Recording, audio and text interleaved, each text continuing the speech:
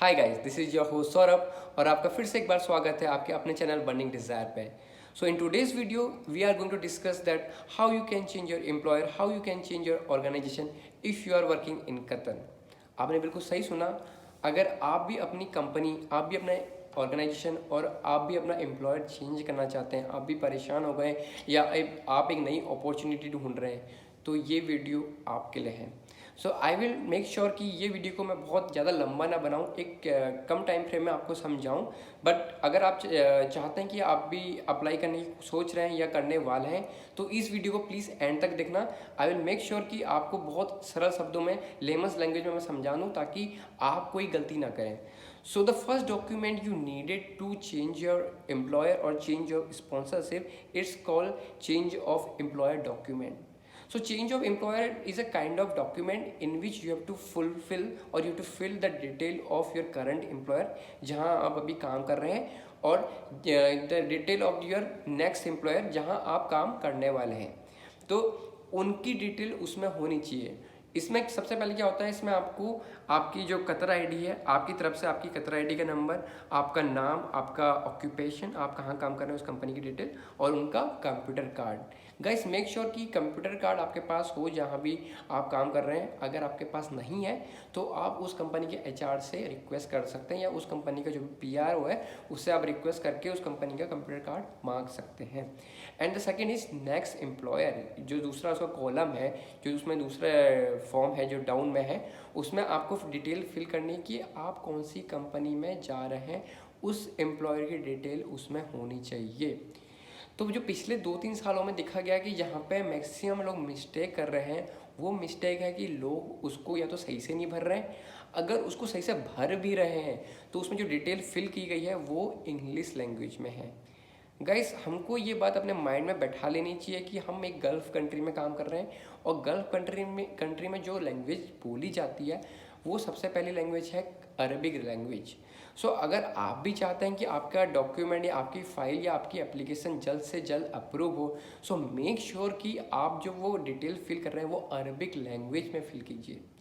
मेरे को पता है कि आपको अरबिक नहीं आती। मैक्सिमम लोग हम जो यहाँ पे गल्फ़ में काम करते हैं, या तो हम इंडिया, बांग्लादेश, पाकिस्तान, नेपाल, भूटान या श्रीलंका से होते हैं, so we don't understand Arabic language, और we don't speak even, some they speak only. So if you don't aware about the Arabic language, so make sure what you do, you can take the help of your colleague, those who working with you, or if you don't have anyone, those who speak Arabic, those who write Arabic, or those who understand Arabic, make sure you go to translator. there is a option of translator as well. So there, if you go to Doha, वहाँ पे आपको बहुत सारे translator मिल जाते हैं, so they can write your they can fill that document in Arabic language for you. They just charge maybe hardly 10 to 15 riyal, and they can fill that document for you. सो आपका वो document ready हो जाता है।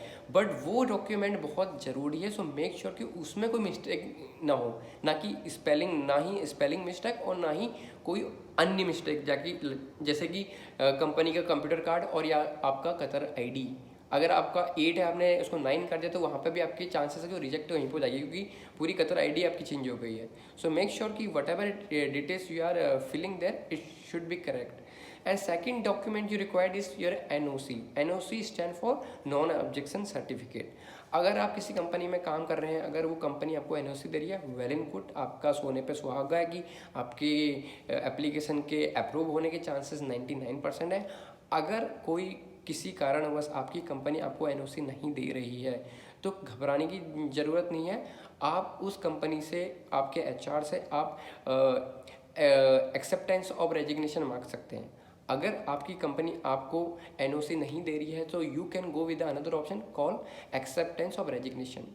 सो जब भी हम अपना resign देते हैं करंट जॉब से, तो आप जब भी वो रेजिग्नेशन सबमिट करते हैं अपने मैनेजर को या ह्यूमन रिसोर्स को, तो वो आपके बिहाफ में एक डॉक्यूमेंट रेडी करते हैं जिसको बोलते हैं एक्सेप्टेंस ऑफ रेजिग्नेशन, की आपका जो रेजिग्नेशन है वो एक्सेप्ट हो चुका है। तो मेक श्योर कि उसमें सील होना बहुत ज़रूरी है। सो कंपनी की मोहर, कंपनी की सील या कंपनी का स्टैम्प उसमें एक्सेप्टेंस ऑफ रेजिग्नेशन में होना जरूरी है, in case if you are not getting the NOC, non objection certificate. अगर आपके पास ना एनओसी है ना आपके पास एक्सेप्टेंस ऑफ रेजिग्नेशन है तो आपके चांसेस बहुत कम है गाइस, बहुत कम मीन्स जीरो है, वो एप्लीकेशन रिजेक्ट हो जाएगी। Third thing which you required whenever you going to apply, you need the computer card of your current employer of your current organisation. तो आप अपने एचआर या उस कंपनी के पीआरओ से रिक्वेस्ट कर सकते हैं कि मुझे उसका कंप्यूटर कार्ड चाहिए, they will definitely provide you, and you need the computer card of your next employer as well, so they will definitely provide you. So इन सब के बाद आपको जो एक चीज़ और चाहिए वो है मेरे हिसाब से आपका नेक्स्ट कंपनी का जो भी आपका जॉब ऑफर लेटर है वो आपके पास होना चाहिए। सो उसमें बेसिकली मेंशन होता है कि आपकी सैलरी कितनी है। So if you are getting more than what you getting right now, so the chances also government take in consideration की उसको अप्रूव कर देना चाहिए। But the main there is only 3 major document which is like your employer change of employer, and second is your NOC. If you don't have NOC, then you need the acceptance of employer and your computer card of both parties. And then when you have all these documents, so do one thing, you just make one PDF. Keep in this in your mind, that's really important what I'm going to talk next. Make one file only, one PDF file in which you will merge all the document one by one.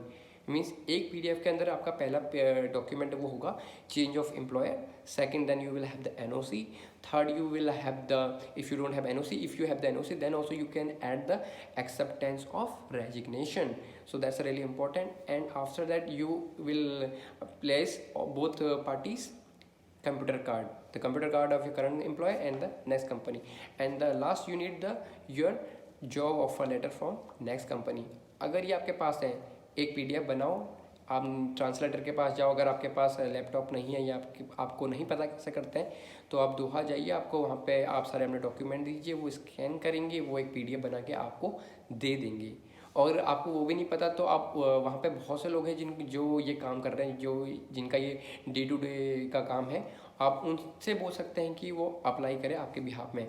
अगर आपकी next company आपके behalf में apply नहीं कर रही है, in that case अगर आप रिक्वेस्ट कर सकते हैं, अगर आपको नहीं पता कि आपको कैसे करना है तो आप अपने नए एचआर को मेल कर सकते हैं कि I don't have any idea if they are not applying, कि can you apply on behalf of me, because जो वो पीआरओ है उनका भी ये डे टू डे का काम है, उनको पता है कौन से डॉक्यूमेंट कैसे लगाने हैं। अगर आपने कभी पहले नहीं किया तो आपको नहीं पता कि कौन सा डॉक्यूमेंट कहाँ पर लगना है, कैसे लगना है, you know, and which document is necessary, which document is unnecessary. तो ये चीज़ें आपको पता होनी चाहिए। बट अगर फिर भी आपको पता नहीं है तो दोहा में जाइए, आपको बहुत सारे आपको ट्रांसलेटर मिल जाएंगे और आपको उनके थ्रू अप्लाई कर सकते हैं। अगर आप खुद से अप्लाई कर रहे हैं तो आप एडल्सा की वेबसाइट में जाते हैं, वहाँ आप अपने जो आपका कतारी नंबर है उसको फीड करते हैं और अपना मोबाइल नंबर डालते हैं। So make sure the mobile number you are filling there it must be attach to your link to your Qatar ID. अगर वो मोबाइल नंबर आपकी कतर आईडी से लिंक नहीं है तो प्लीज़ आप उसको सबमिट मत करना या उससे लॉगिन भी मत करना, क्योंकि जो आपकी डिटेल है, जो भी आपका एप्लीकेशन नंबर है वो आपके मोबाइल पे आने वाले हैं, अदरवाइज आपको पता नहीं चलेगा कि आपकी एप्लीकेशन नंबर क्या है। So once you log in through like your Qatari number or your mobile number, then it will ask you to apply. So you can drag this file, the PDF which I told you to create, and all the documents inside that PDF. You can attach that PDF and then you can submit. Again I'm telling, if you submit after that, there is no chance that you can undo the documents, you cannot do anything. So make sure before you apply you reread again and again at least 10 times। आप check कर लें, अगर आपको Arabic नहीं आती और आपने कहीं से ट्रांसलेट भी करा लिया है और आपको पता नहीं है कि ये आपका नाम क्या लिख दिया है, तो आप किसी अपने अरबिक फ्रेंड से उसको वेरीफाई भी करा सकते हैं कि ये करेक्ट है नहीं है, क्योंकि आपको नहीं पता वो क्या लिखा है अरबिक में।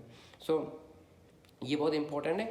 जब आप सबमिट कर देते हैं, जैसा कि मैंने बोला, आप उसको अंडू नहीं कर सकते, आप कुछ नहीं कर सकते, आपको फिर वेट करना है। वो सबमिट करने के बाद आपको एक एप्लीकेशन नंबर मिलता है, तो वो एप्लीकेशन नंबर स्टार्ट होता है EC करके, EC, then it will give you all the details like if you are applying in this year, like it will come in like 2022 and then 12 this month and then date 29, then they will give you dash some number, so that's your application number। so उसके अगर आपके सारे document correct हैं तो 20 से 25 दिन में आपका वो अप्रूव हो जाएगा, जो कि होना चाहिए, ठीक है।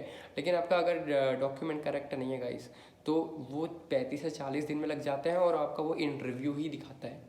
जिन लोगों के साथ हुआ है वो लोग इसको समझ सकते हैं मेरी वीडियो के माध्यम से। तो 40 दिन के बाद आपके जो करंट कंपनी है जहाँ पे आपने रिज़ाइन दे दिया है वो भी आपको बोलेगी भैया अपना बोरा बिस्तर उठाओ और चल दो झोला उठा के। और अगर नहीं हो पा रहा है तो फिर आप बहुत फ्रस्ट्रेट हो जाएंगे और फिर आप बोलेंगे कि मेरे को नहीं करनी है, आपको अपने घर वापस जाना पड़ेगा। तो अगर आप भी इसी से बचना चाहते हैं तो गाइस वो डॉक्यूमेंट को आप वेरीफाई कर लें 10 बार 20 बार 30 बार before you submit and then you submit. So I'm not making I don't want to put your life in danger, or I'm not scaring you. So but just I'm spreading some awareness because lots of people they don't know about all these things, like how it's really works and how it's really working.